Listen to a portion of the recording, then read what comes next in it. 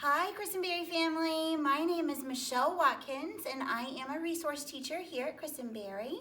I currently have 3rd, 4th, and 5th graders, and I am super excited to share one of my favorite bedtime stories with you.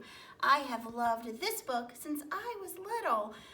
So it's fabulous. It's Where the Wild Things Are by Maurice Sendak. I hope I said that right. So snuggle in. And here we go.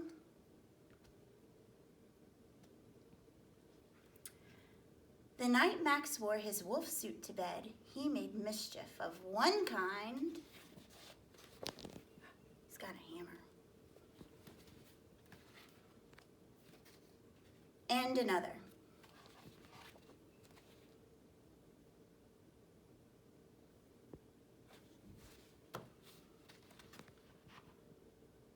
I feel bad for the dog. He's chasing him with a fork.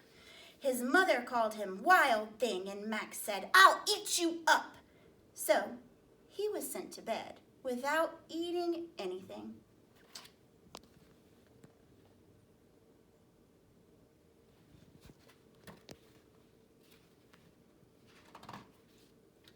That very night in Max's room, a forest grew. I'm going to hold it like this. And grew all the trees. And grew until his ceiling hung with vines and the walls became the world around him.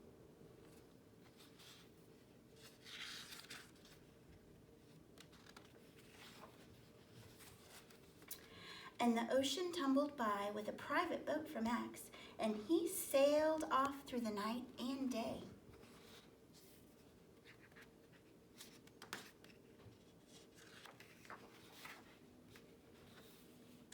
And in and out of weeks, and almost over a year, to where the wild things are. There's a wild thing.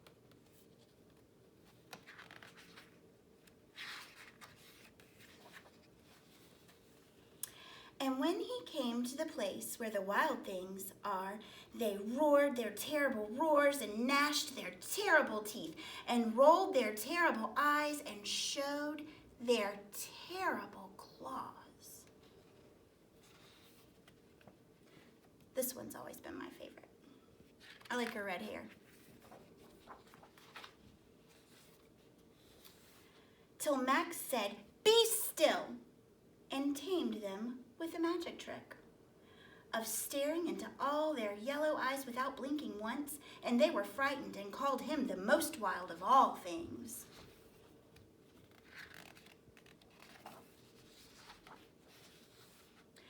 And made him king of all wild things. "And now," cried Max, "let the wild rumpus start."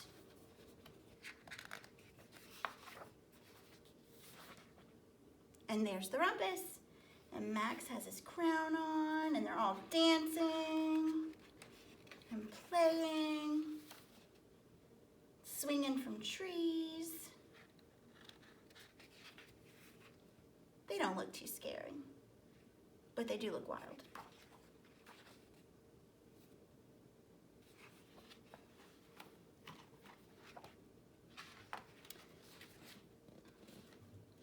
"Now stop," Max said, and sent the wild things off to bed without their supper.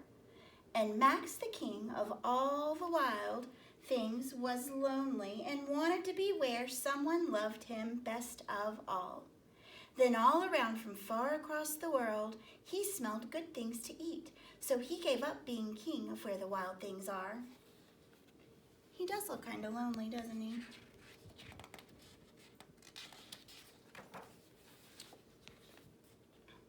But the wild things cried, "Oh, please don't go. We'll eat you up, we love you so." And Max said no. The wild things roared their terrible roars, and they gnashed their terrible teeth, and they rolled their terrible eyes, and they showed their terrible claws. But Max stepped into his private boat, and he waved goodbye.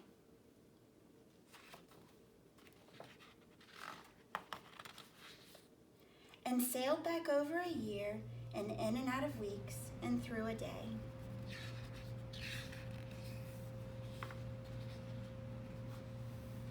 And into the night of his very own room, where he found his supper waiting for him.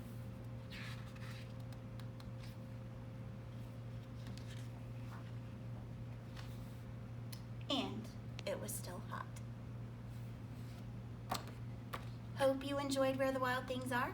Don't be too wild and sleep well.